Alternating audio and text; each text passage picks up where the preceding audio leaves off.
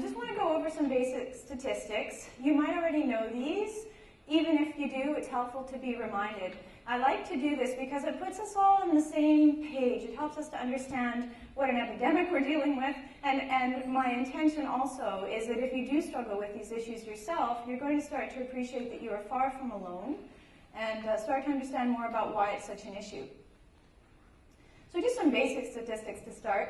80% of 10-year-old girls have tried dieting at least once. That's an old stat. I think it's higher now. I love this one. Think about this one. On any given day in North America, 25% of women are just starting a diet, 25% are on one, and 25% are just coming off. 75% on any given day are somewhere in the dieting cycle. As we move on in our talk later today, you're going to understand why that's so devastating. But 75% of women seem to feel like there's something that they need to change about their body or their relationship with food, and they're trying to do that through dieting. 1 in 3 women have been on more than 10 diets in their lives. Now, if this was something else, let's say, I don't know, what could we say as an analogy? Let's say, I don't know, Volvos.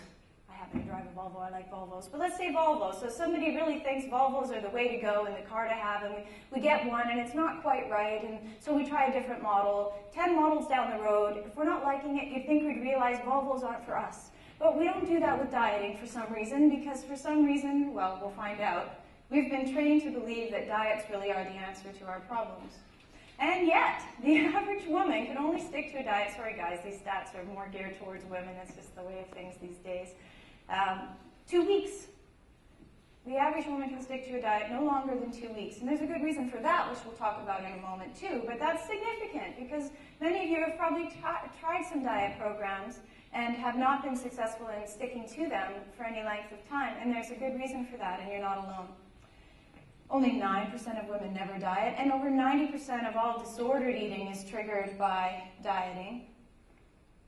Also, dieting for weight loss is often associated with weight gain, ironically, because we trigger a cycle of binge eating when we next get around food after restricting. Another statistic, adolescent girls who diet are 324% greater risk for obesity, which is because of what we were saying earlier about the increased incidence of binge eating. And then we also get tuned out to the natural rhythms of hunger and fullness in our body, and it's hard to feel, hard to get back into the rhythm of eating when you're hungry and stopping when you're full after dieting. Here's just another little statistic for you, and then we'll move on.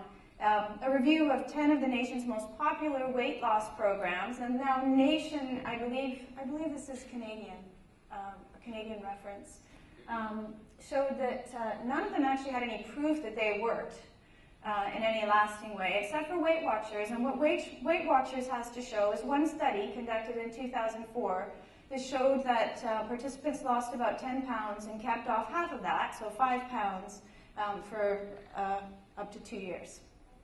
Not significant, not huge, when you think about the billions of dollars that are spent in this particular approach. So hopefully you're with me that maybe there's something else going on, or something else that we need to be looking at. Focusing on food exclusively is obviously not the solution for many people. What I'm here to talk with you about today is that in my belief and in my philosophy, and what we do with great success at the CEDRIC Centre, is we help people to understand that food does have an impact. The kinds of food you eat, of course, will either be more or less life-enhancing for you, but there's also a very important factor, which is why you're choosing the foods that you're choosing, both from a physical perspective and a psychological perspective.